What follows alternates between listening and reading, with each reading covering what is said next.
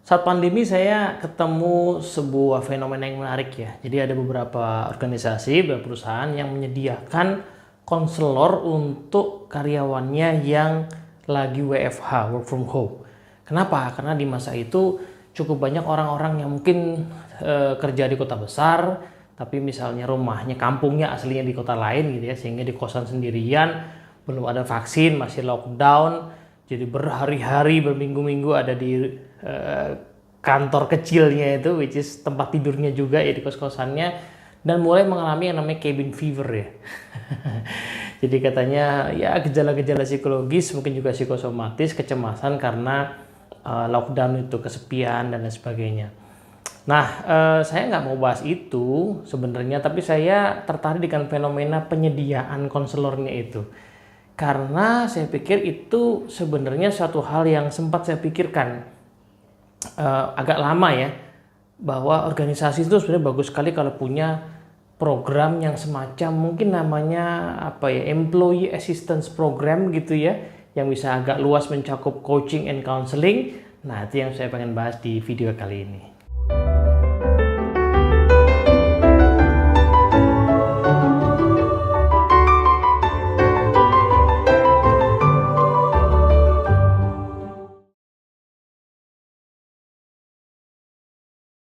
Oke, halo teman-teman semua, Assalamualaikum warahmatullahi wabarakatuh. Nah, ketemu lagi ya, kita pengen diskusi soal ide Employee Assistance Program. Saya sih melihatnya begini teman-teman. Sudah sejak lama organisasi itu menyediakan asuransi kesehatan buat karyawannya ya. Kalau yang umum ya pakai BPJS di Indonesia, tapi banyak juga yang menggunakan asuransi lain gitu ya. Nah, intinya adalah tidak mungkin di zaman sekarang kayaknya organisasi nggak menyediakan layanan kesehatan buat karyawan yang sakit ya, termasuk bahkan keluarganya. Nah, tapi seringkali itu kan hanya mencakup layanan sakit fisik. Ya kan, bisa sih kalau karyawan butuh layanan psikolog, psikiater bisa, tapi biasanya merujuk dulu ya, jadi ke dokter dulu, dokter melihat ini sebenarnya secara fisik baik-baik saja, lalu dirujuk ke psikiater. Dengan asumsi berarti dokternya peka ya. Nah, jauh lebih banyak dokter itu tidak semuanya ya punya keahlian dan bahkan merujuk ke sana, itu yang saya temukan. Nah, sehingga sebenarnya akses kepada layanan psikologis itu sangat baik kalau sebenarnya bisa dibuka langsung ya. Orang itu kalau butuh ya bisa ke psikolog langsung tanpa perlu dia dirujuk lewat dokter dulu. Kenapa? Karena kenyataannya organisasi itu sama ya. Dia butuh karyawan yang sehat secara fisik untuk bisa bekerja, tapi juga dia butuh karyawan sehat secara psikis, ya kan? Bisa aja karyawan itu sehat fisiknya, dia nggak sakit apa-apa, tapi kenyataannya secara psikis dia sedang bermasalah. Misalnya karena ya persoalan keluarga atau persoalan pribadi, punya trauma, habis mengalami kejadian yang signifikan, entah musibah, entah ada keluarga yang meninggal. Beberapa waktu yang lalu saya dapat curhatan tentang seorang karyawan yang istrinya baru meninggal ya 3 bulan yang lalu, anaknya 3 masih kecil-kecil. Itu saya pikir hal-hal yang belum tentu bisa diatasi sendiri ataupun diatasi oleh support system yang dia miliki. Seringkali hal-hal kayak gitu perlu dibantu oleh profesional gitu. Dan profesional itu ada namanya psikolog gitu kan. Nah, cuman ya tadi ya, pertama mungkin kesadaran orang bahwa dia kalau saya mengalami sebuah permasalahan psikologis, seharusnya saya itu memang ke profesional ya, sebagaimana kalau saya oke lah saya sakit fisik yang ringan, misalnya flu biasa, mungkin saya tinggal istirahat minum obat flu biasa, atau mungkin ada masalah kayak ya kecapean gitu saya bisa ngatasin. Tapi kan saya juga menyadari bahwa kalau let's say ya sudah demamnya beberapa hari, diare yang nggak berhenti gitu ya, atau mungkin gejala yang lain-lain, pasti saya langsung ke dokter kan tanpa perlu disuruh-suruh gitu ya. Nah, sebenarnya hal yang sama terjadi di situasi kondisi psikologis ya. Orang tuh sebaiknya menyadari bahwa saya ini nggak bisa mengatasi sendiri. Ya kan? Betul bahwa saya itu beragama, ada ritual keagamaan yang seringkali bisa mengatasi permasalahan psikologis, tapi ada kalanya juga nggak cukup. Ya sama lah sebenarnya ya. Orang yang sakit fisik juga dalam agama-agama seringkali diajarkan ritual-ritual untuk membantu penyembuhan, itu nggak ada masalah ya. Tapi kan toh kenyataannya orang kalau sakitnya parah ya harus ke dokter juga kan gitu kan. Nah, di kondisi psikis juga sebenarnya sama. Maka sebaiknya memang perusahaan itu membuka akses ke sana kalau menurut saya ya. Akses ke bagaimana karyawan itu bisa menemui langsung ya psikolog atau konselor untuk mengatasi masalah psikologis. Itu yang pertama. Nah, tapi anggaplah begini ya, anggaplah di dalam sebuah organisasi harusnya yang punya problem psikologis yang berat harus dibantu sama konselor profesional, jumlahnya nggak banyak. Yang lebih mengkhawatirkan saya adalah adanya kondisi karyawan yang sebenarnya tidak punya masalah secara psikologis, nggak problematik gitu ya. Dia sehat, tapi dia belum optimal.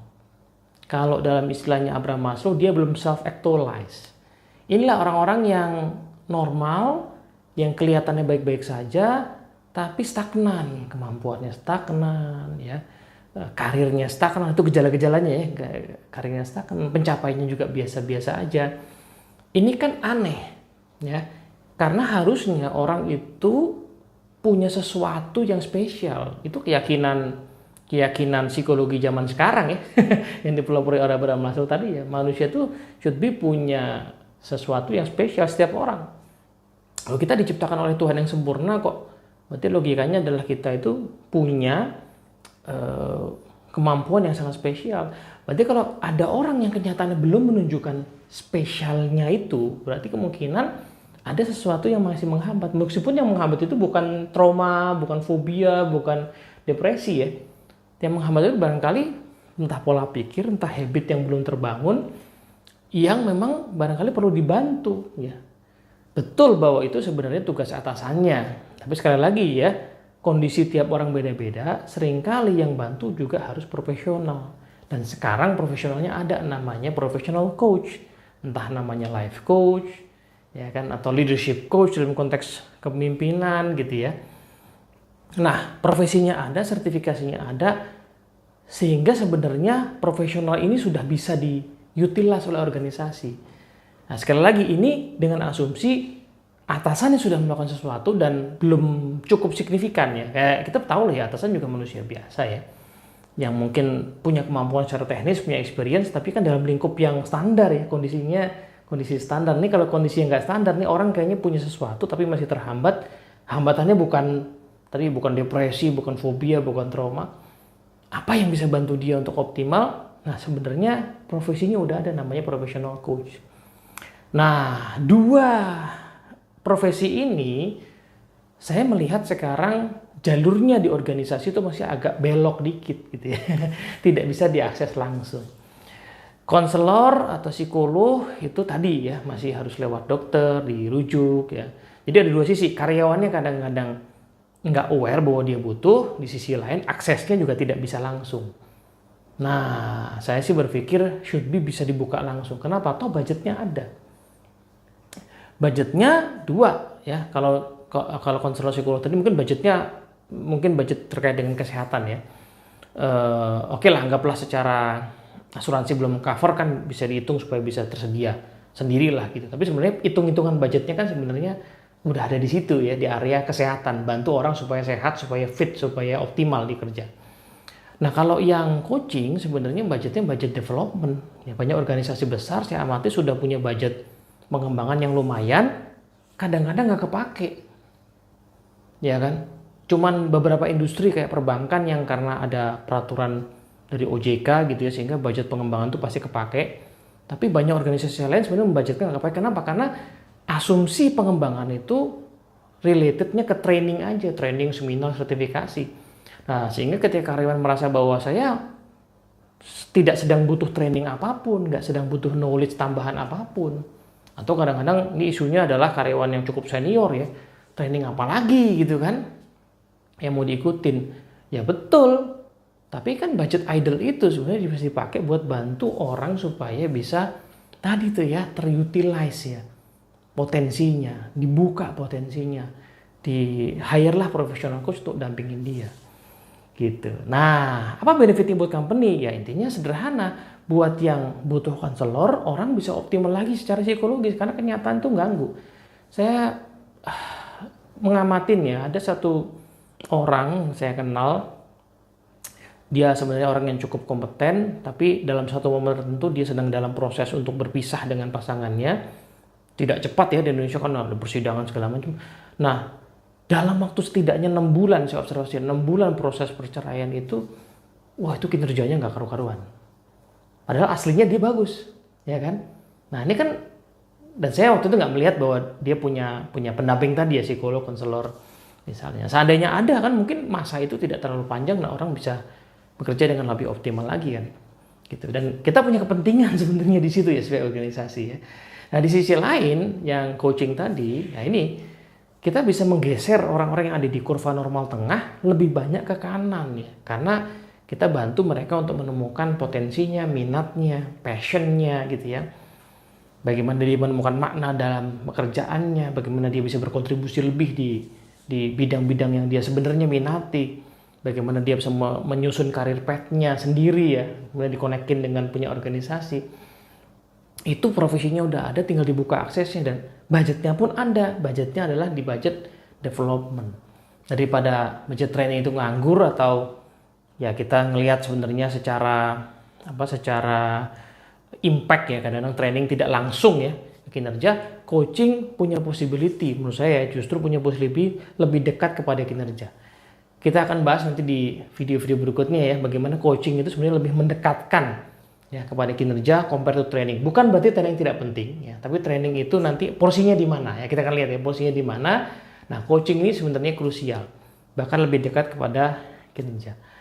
Nah, jadi lewat video ini saya pengen ngajak teman-teman yang bergerak ya di dunia HRD, SDM atau teman-teman yang individual ya, bisa ngusulin tuh ke organisasinya bahwa kayaknya sebenarnya kita possible deh buka program ya mungkin semacam namanya employee assistance program, agak luas gitu ya. Intinya karyawan disediakan akses kepada profesional yang bisa bantu mereka secara psikologis kalau memang butuh pendampingan psikologis karena sedang punya problem, ada psikolog, ada konselor. Di sisi lain kalau dia baik-baik saja normal tapi ngerasa saya belum menemukan passion, minat, saya pengen desain karir path saya, kenapa enggak ya kita hire professional coach. Dan sekarang sudah ada banyak ya, 2 bidang ini profesionalnya di Indonesia sudah banyak. Sampai sini dulu, moga-moga bermanfaat. Assalamualaikum warahmatullahi wabarakatuh.